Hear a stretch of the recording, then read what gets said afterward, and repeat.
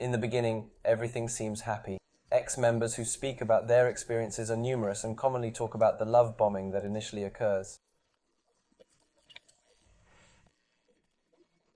This, however, transitions into a routine where you are required to labor intensively from dawn until dusk without any breaks. You are taught that any personal desires are considered evil, originating from the devil, and the outside world is evil from the devil since it is filled with individualism. There are ceremonies, like weddings for instance, where people dance around a globe.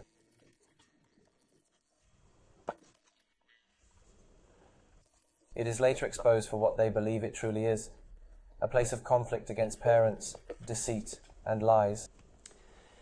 They believe the world must eventually come to an end. Not yet mentioned the most insane part of the tribe, though.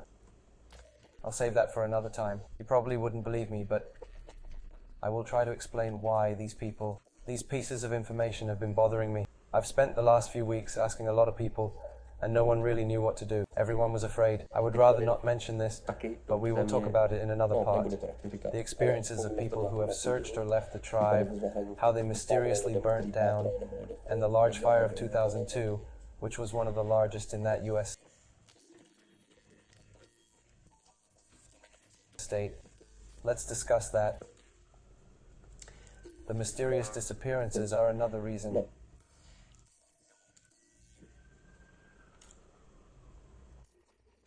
I once told someone quite knowledgeable in law about it. He said that I have to report it.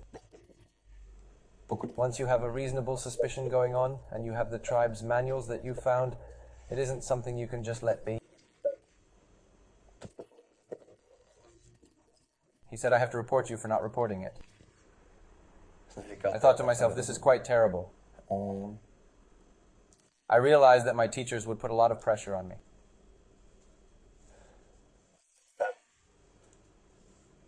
Right from the start, when I went there, I released a short video where I simply stated that I was there and that the kids do not appear physically abused from the outside, even though there are worldwide reports to the contrary.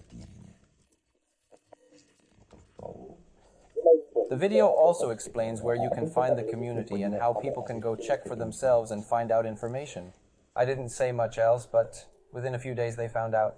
They are not allowed to have anyone in the community, neither the children nor the adults. They are not allowed to have phones or the internet. But of course they found this video quickly and pressured me through someone to take it down.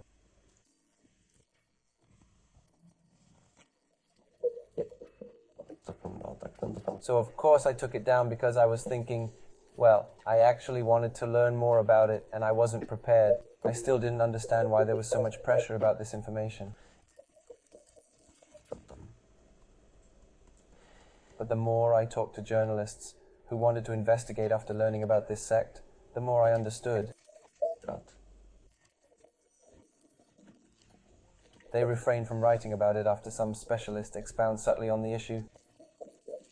That's when I realized things were getting out of hand. I've met people who've lost family members to the cult, and their one connection is now just receiving messages about the harsh discipline enforced there. I knew one thing, that this was a case for authorities, journalists, and experts.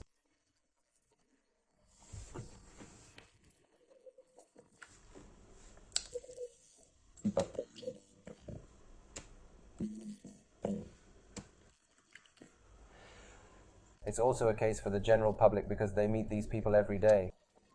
I shared this with a few people and many responded with their own experiences, such as shopping for them recently or almost joining them. They were just considering sending their loved ones there and were comfortable with it.